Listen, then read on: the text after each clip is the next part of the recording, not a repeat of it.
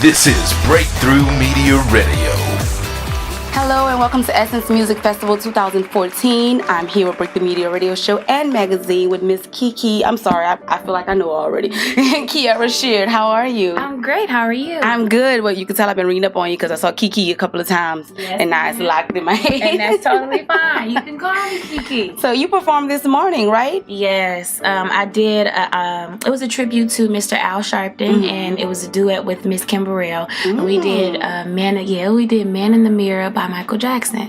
So I was very nervous. I was telling Cindy my foot was shaking because I was so nervous, but it really went well. I did my prayers, and God, He always comes through, and He just helped me out with the lyrics because I had just learned the lyrics. You know, I think a lot of us, because I had asked some other people, and I was like, only part of this song I know is Man in the Mirror. Oh yeah. So it was really new to me. So it was exciting though. I had a good time. Right.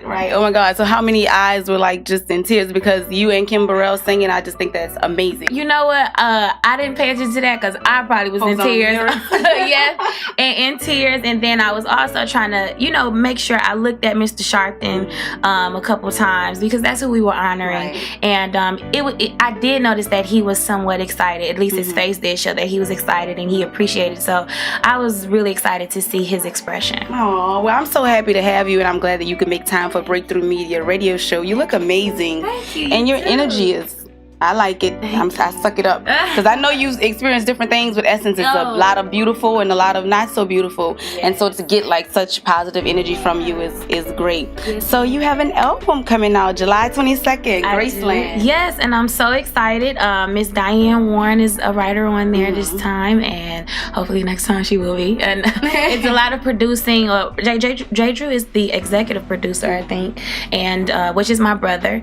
And I have Aaron Lindsay also, and Harmony Samuels, and I think I'm missing somebody else, but that's pretty much it for right now. I'm really excited. I did a lot of writing on the record, and one of the songs that are my favorite is Flaws and Graceland, and we released a single which was Second Wind. So I'm excited. It's going back. I told my fans I was going back to the studio, and they were more excited about the studio than they were live. So that was interesting to know. So I'm glad I'm giving my supporters what they want. Okay. Yeah. And it is interesting because usually you want the live version because you tend to give something different live than you do behind closed doors in the studio. So I'm excited to hear the album.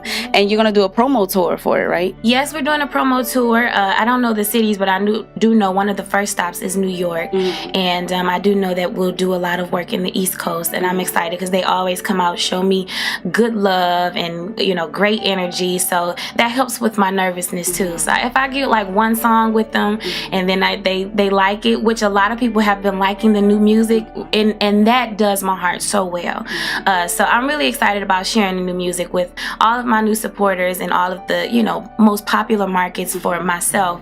I can't wait. I'm excited. I'm excited too. I can't wait. So there's other exciting news. Sunday Best? Yes. That's okay. Yeah. Pause for a word to cause.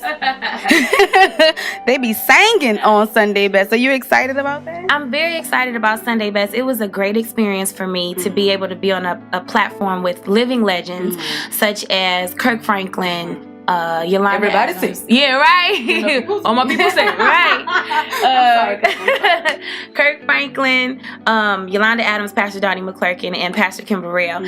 And it was a lot of fun because I was able to glean, and I wasn't there just to judge and critique people, but I was just sharing what I've gotten through the years out of experience. And I think that's what a friend would do. Right. If we ask for their advice, and anytime you want to be better, you want to evolve, you would want to hear loving and, like you were talking about, positive energy and positive critique.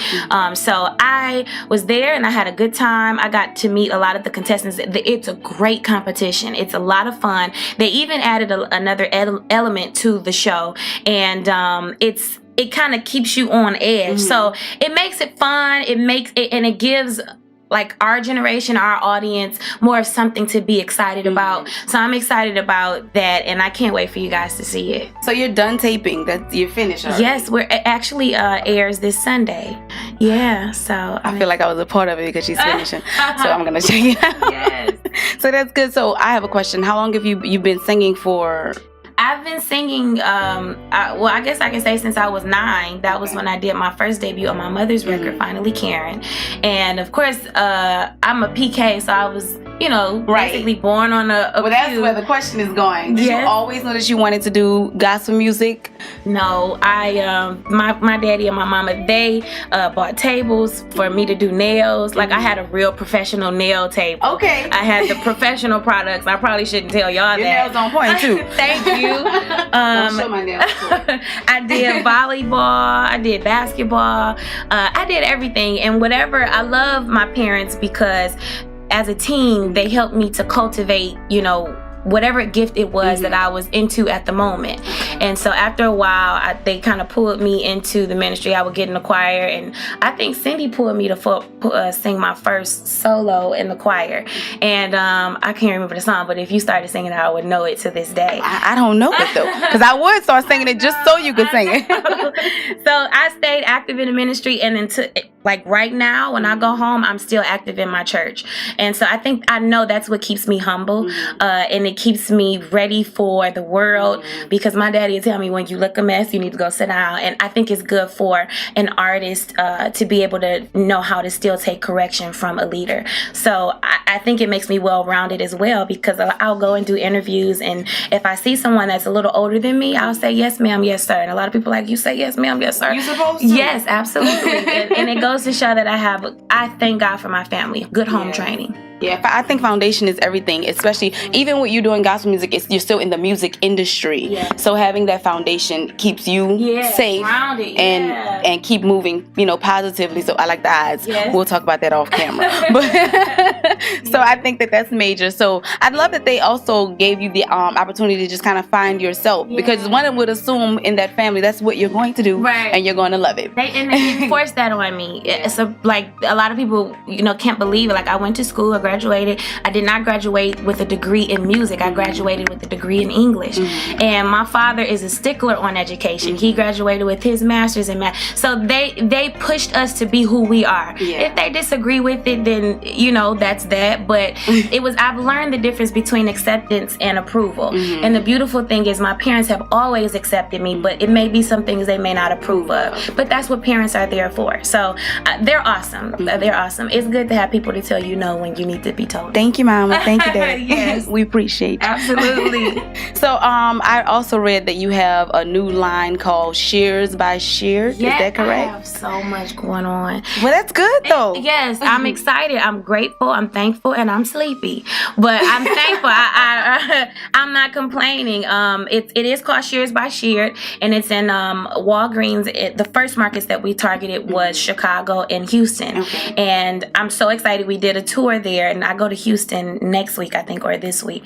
But the Hosiery line, it's for the curvy woman, and it's a quality controlled top stocking, but it gives you an affordable price. It's only I think $8.79 or $8.99, and so you don't have to go to the department store to get the colors to match our skin or to anyone's skin. It works for everyone, and the name of the colors are really cute. One is called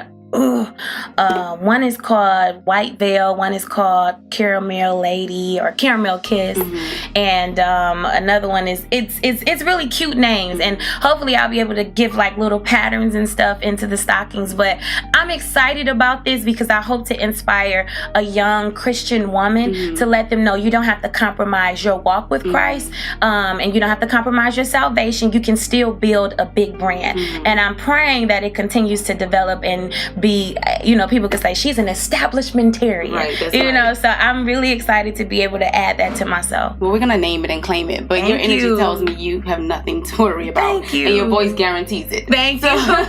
So we're gonna go back to the record just for a second. Sure. Now I know this one isn't on the new record, Indescribable. No. But I actually have a question, because I think it's funny that it's called Indescribable, but you did whoever wrote it did a pretty good description of describing. So I want to know, how often do you write on your project? That song was actually written by Chris Tomlin, which is one of my biggest inspirations. So shout out to him. But I did the majority of, I made sure I got on every song on this record. So on this record, I'm writing a lot. And so you'll definitely hear like personal experiences, like Graceland. We came up with that title. There's a song on there called No Graceland. And I've been struggling with this. It's a certain sin, and I won't tell my business because you know people will try to beat you down. But we all have our own personal struggles. And having said that, a friend of mine was encouraging me, and he said, you need to learn the difference between condemnation and conviction. Condemnation comes from the enemy. Conviction comes from your relationship with the Lord. And so having said that, it just showed me that God's grace really does cover a multitude of sins. So does his love. And so he told me, my friend went on to tell me, I think your problem is like, you're almost like Alice in the Wonderland. You fear this place that is no such thing, no Graceland. And I was like, I'm taking that song because that's exactly how you felt. That's exactly how I felt. And I was like, I started reading stuff on Alice in the Wonderland. But the thing about it is basically the song is that I never want to get to that place.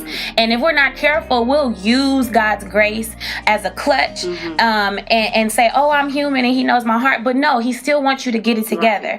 And so having said that, I'm not perfect, but someone else needs to know that God's grace will cover you, but you have to, do what it takes. Because if you're in a relationship with somebody, you don't want me playing games with you. No homo, but I'm just using it as a scenario. I don't like to be played. Yeah, absolutely. So I'm sure God is the same way. So having said that, that was one of the songs that I wrote, and I'm really excited about releasing that so that people can feel like they can relate.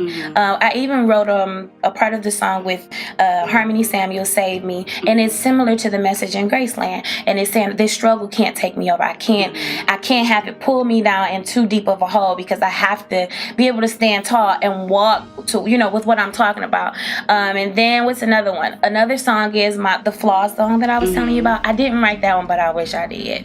But I have a lot of insecurities, and a lot of women have insecurities about our bodies. It's always something that we can see on TV that we wish we had. We wear weave every day, and we're always trying to wear our hair, the best. So in that song is basically saying God loves every flaw that I have. He loves everything that is beautiful about me, and he loves my flaws.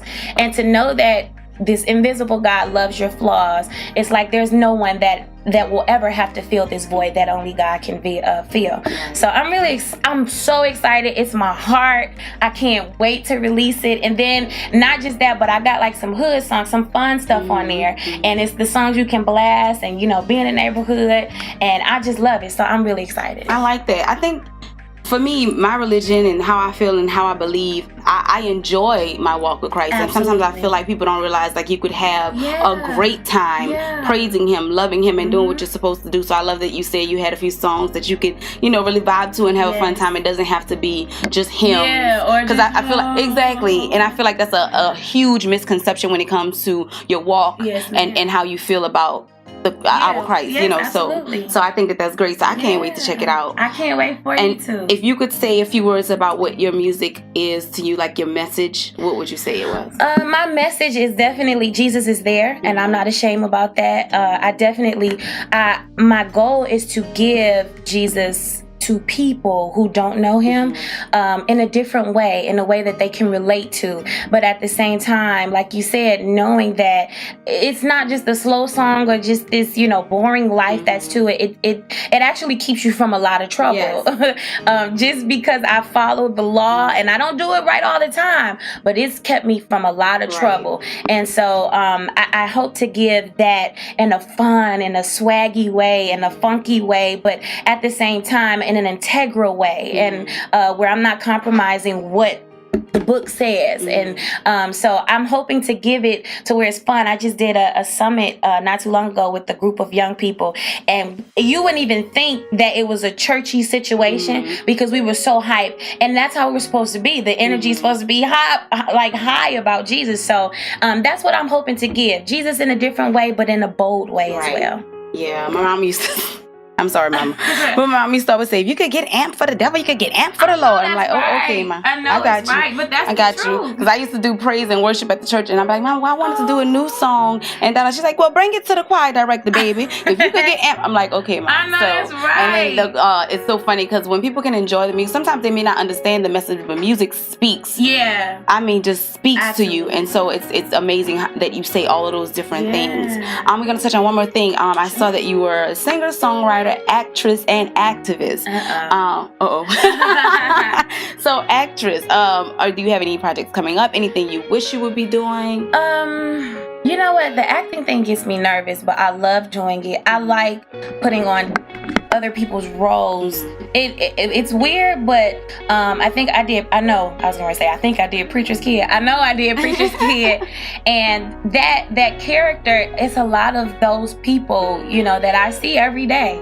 So the acting thing was very fun because you get a chance to put yourself in someone else's shoes, seeing how they would feel. But don't put me in the shoes of a cheating woman, of the woman that's trying to take somebody's husband, because then I'm gonna really have a problem with it. No, I'm just playing. But outside of that, I would. But outside of that, I would love to do more roles. I would love to see, who was funny, the Tammy movie. Mm-hmm. I would love to do something like that. We call it Candy.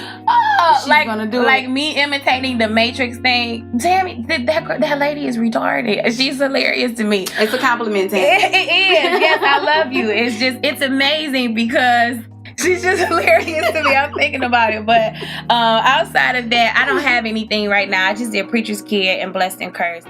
And then what is it like doing the reality show? The reality show, it's fun. My thing about the reality show is it's a great platform for publicity and to expand my career. But I take it as sharing my life with other people and showing how you can be a Christian that can enjoy your life.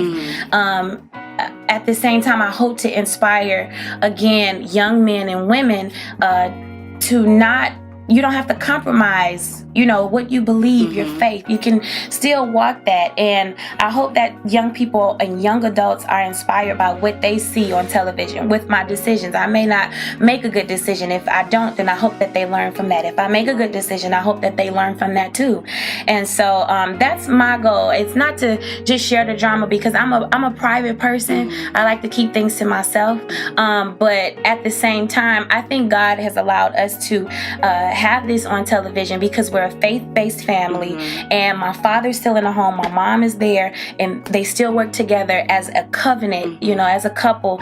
And I think it's really cool. So I'm hoping that it's like the gospel Cosbys, of today's generation. We love our Cosbys. Yeah. So it's a great experience, and shout out to BET because all of my opportunities is coming from them. Of course, God, but God is using BET to give me this opportunity, and I'm so thankful.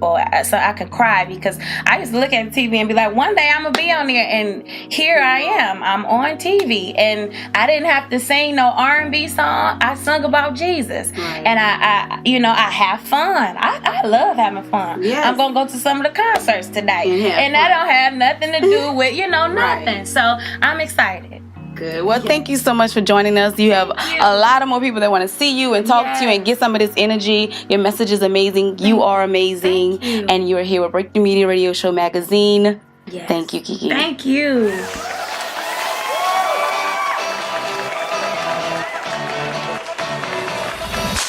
This is Breakthru Media Radio.